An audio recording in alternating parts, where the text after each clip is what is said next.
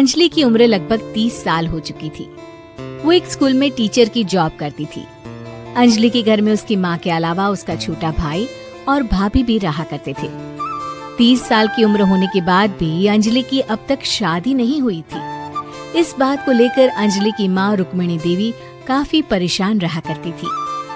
माँ, मैं स्कूल जा रही हूँ, जरा मेरा टिफिन तो दे दीजिए। अब क्या पूरी जिंदगी मैं तुझे टिफिन बनाकर देती रहूंगी? अरे कुछ सोचा भी अपने बारे में या बस ऐसे ही? क्या माँ, सुबह सुबह फिर वही बातें लेकर बैठ गई। माँ गलत क्या कह रही है अंजलि दीदी? इतनी उम्र हो चुकी है आपकी, माँ कब तक आपकी सेवा करती रहेंगी? भाभी, मैंने माँ को कब कहा कि मेरी सेवा करो? वैसे भी अपना टिफिन मैं खुद तैयार कर लेती हूँ, बस टेबल से उठाकर देने को ही तो कहा था। वैसे अंजलि दीदी, देखा जाए तो टिफिन उठाकर देने की उम्र तो आपकी है। आपका अपना घर परिवार बच्चे होते तो ये जिम्मेदारी आज आप पूरी कर रही होती।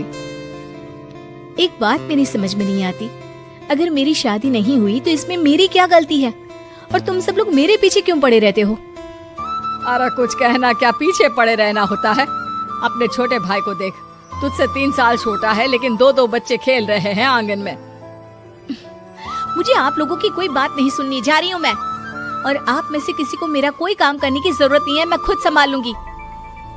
इतना कहकर अंजलि वहाँ से चली जाती है। शाम को जब अंजलि अपने स्कूल से लौटकर घर वापस आती है तो उसने देखा कि पड़ोस वाली निर्मला चाची वहाँ पर बैठी हुई थी।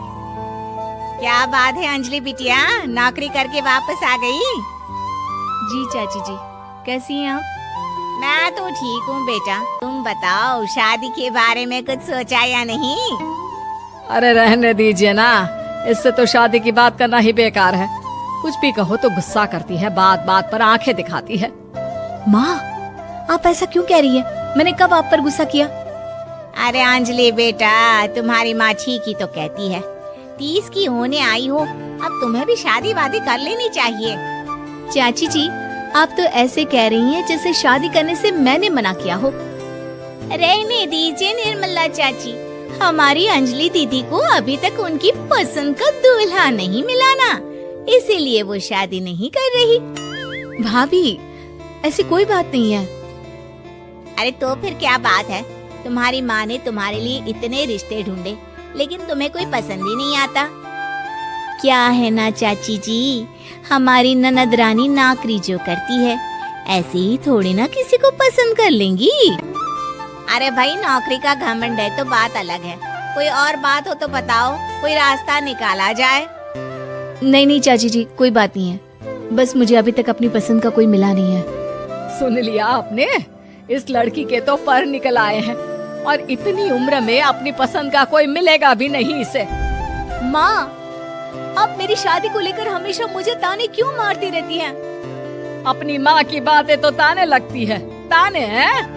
बताओ, मैंने कुछ गलत कहा क्या?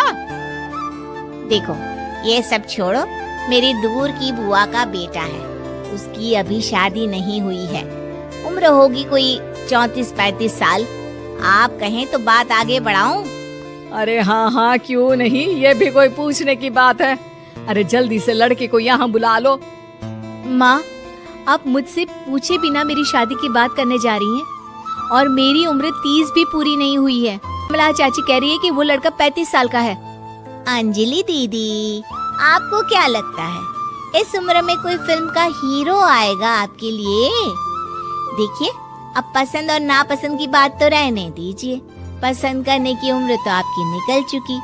अब तो जो भी मिले उसी से शादी कर लीजिए, इसी में भलाई है।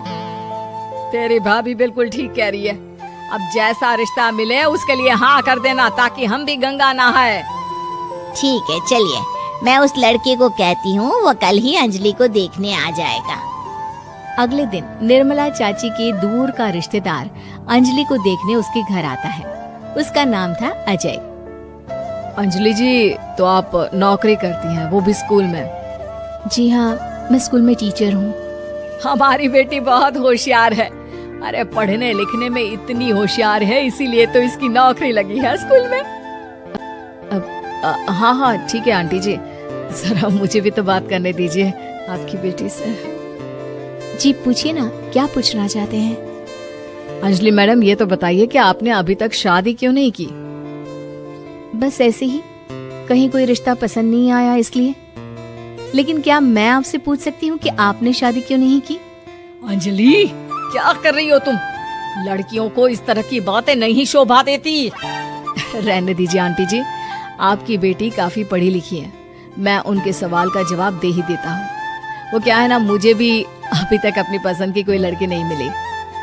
अच्छा, कोई बात नहीं। वैसे आपकी तनख्वाह कितनी है? कितना कमा लेती है महीने का?